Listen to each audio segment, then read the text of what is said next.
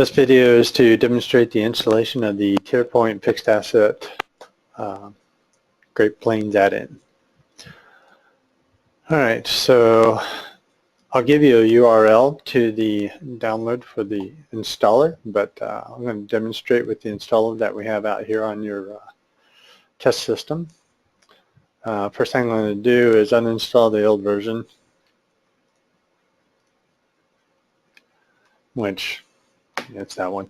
But anyway, so the version you're going to be getting is 14.2.0.8.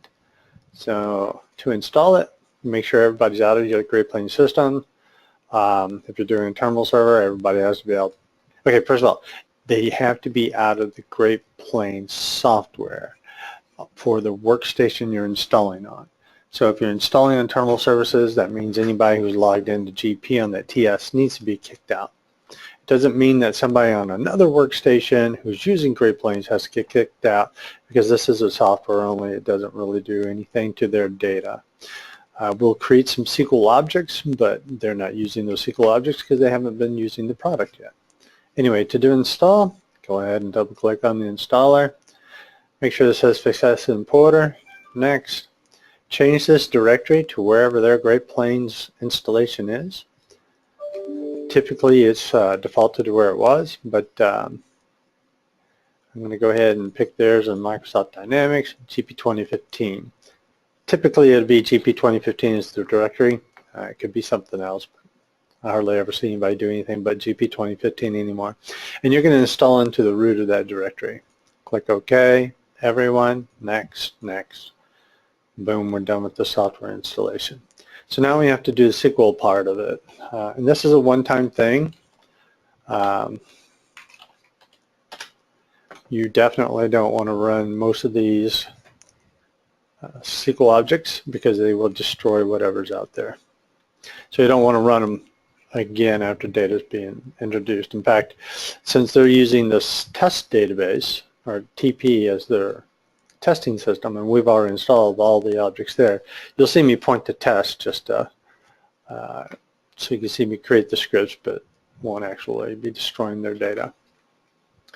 Alright, so in that same Great Plains directory, GP 2015, there's a directory called SQL. Under there you should find a directory called SBS if you've already done the installation. If you haven't done the installation, it will not be there. Alright, first we're going to install this view. And my screen's not updating very well for you, so let's do that. Alright, so this is going to go into their production database, which is TP. That's their company database. And since that view is already there, we're going to get an error when we try and run this.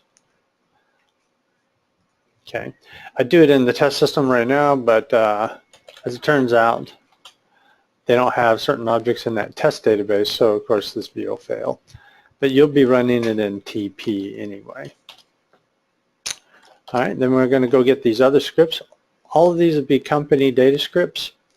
Company, company, company, company, company. This one will go into the Dynamics database.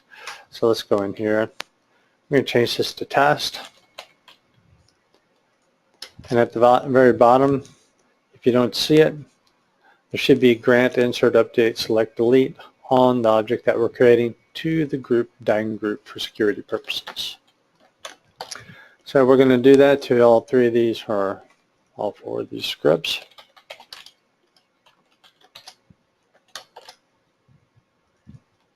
I guess it's 5.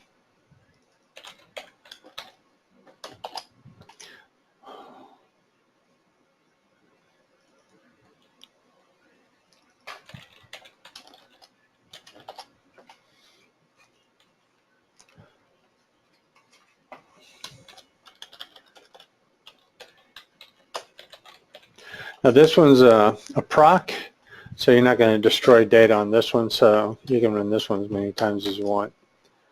Whereas this was creating a table. Of course, see, it's dropping that table, and you know, you don't want to lose their data that they may have if you're doing this later on down the road.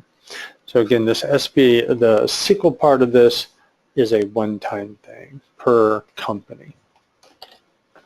Then on this last one, this goes into their system database, which theirs is called Dynamics. So I'm going to Control H, change that to Dynamics, replace all. And then I can execute it.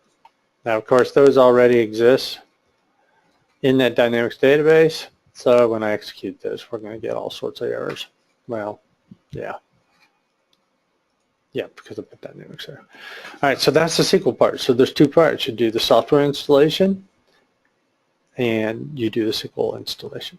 Once you've done that, go in and test the software to make sure that it's installed correctly. So I'm going to open Dynamics Great Plains. I'm going to log in as the SA user. You don't have to. You can use any user that has appropriate permissions. But, you know, if we do SA, it'll keep us happy. Hang on, I got to go with that. Get the right password here.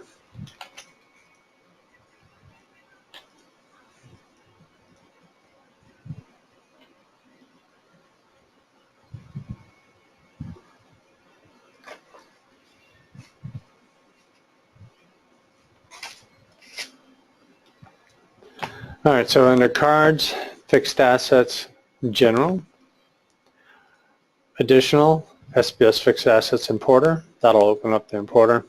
Of course, we're hoping to see this window come up. There probably won't be any data the first time you do it, but we want to make sure this window opens. That tells me the DLLs are installed correctly. And to make sure what version is, you go to Help on a Great Plains window. So you go to Help, About Microsoft Dynamics GP. You don't care about that. You go to Additionals on this Help window, SBS Fixed Asset Importer, and it should be the 14.2.8. That's all there is to the installation. If you have any questions, give me a call, 214, or actually 239-908-0828.